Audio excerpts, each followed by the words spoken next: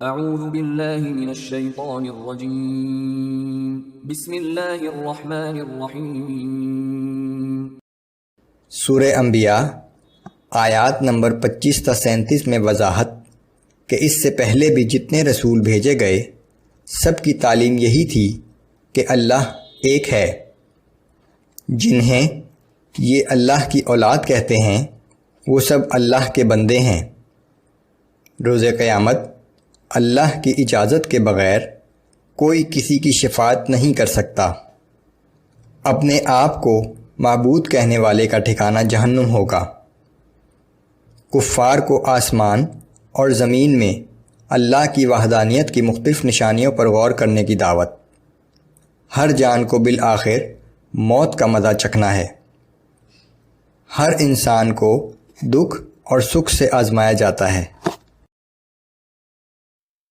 اعوذ باللہ من الشیطان الرجیم۔ وما ارسلنا من قبلك من رسول الا نوحی الیہ انہ لا الہ الا انا فاعبدون۔ اور اے پیغمبر صلی اللہ علیہ وآلہ وسلم، ہم نے آپ سے پہلے بھی جتنے رسول بھیجے ان پر یہی وحی نازل کی کہ میرے سوا کوئی اور معبود نہیں، پس میری ہی عبادت کرو۔ وقالوا اتخذ الرحمن ولدا سبحانہ بل عباد مکرمون۔ اور یہ لوگ کہتے ہیں کہ رحمان نے فرشتوں کو اولاد بنا رکھا ہے، حالانکہ اس کی ذات اس تہمت سے پاک ہے۔ فرشتے اس کی اولاد نہیں بلکہ اس کے معزز بندے ہیں۔ لا يسبقونه بالقول وهم بأمره يعملون۔ یہ فرشتے اللہ کے حضور بات کرنے میں پہل نہیں کرتے، وہ بس اس کے حکم ہی کی تعمیل کرتے ہیں۔ يعلم ما بين أيديهم وما خلفهم ولا يشفعون إلا لمن ارتضى وهم من خشيته مشفقون۔ اللہ ان کے اگلے اور پچھلے حالات بھی جانتا ہے، اور جو کچھ ان کے سامنے ہے اور جو کچھ ان سے اوجھل ہے اس سے بھی باخبر ہے، اور وہ کسی کی بخشش کے لیے سفارش نہیں کر سکتے سوائے اس شخص کے جس کے حق میں سفارش سننے پر اللہ راضی ہو، اور وہ تو اس کی ہیبت سے ڈرتے رہتے ہیں۔ ومن يقل منهم إني إله من دونه فذلك نجزيه جهنم۔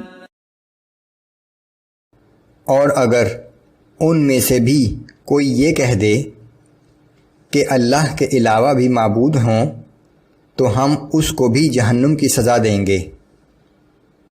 كذلك نجزي الظالمين۔ کہ ہم ظالموں کو اسی طرح سزا دیا کرتے ہیں۔ اولم ير الذين كفروا ان السماوات والارض كانتا رتقا ففتقناهما۔ کیا کافروں نے اس بات پر غور نہیں کیا کہ پہلے آسمان اور زمین باہم ملے ہوئے تھے، پھر ہم نے ان کو جدا کر دیا۔ وجعلنا من الماء كل شيء حي۔ اور تمام جاندار چیزوں کو ہم نے پانی سے بنایا۔ افلا يؤمنون۔ کیا پھر بھی یہ لوگ ہم پر ایمان نہیں لاتے؟ وجعلنا في الأرض رواسي أن تميد بهم وجعلنا فيها فجاجا سبلا لعلهم يهتدون۔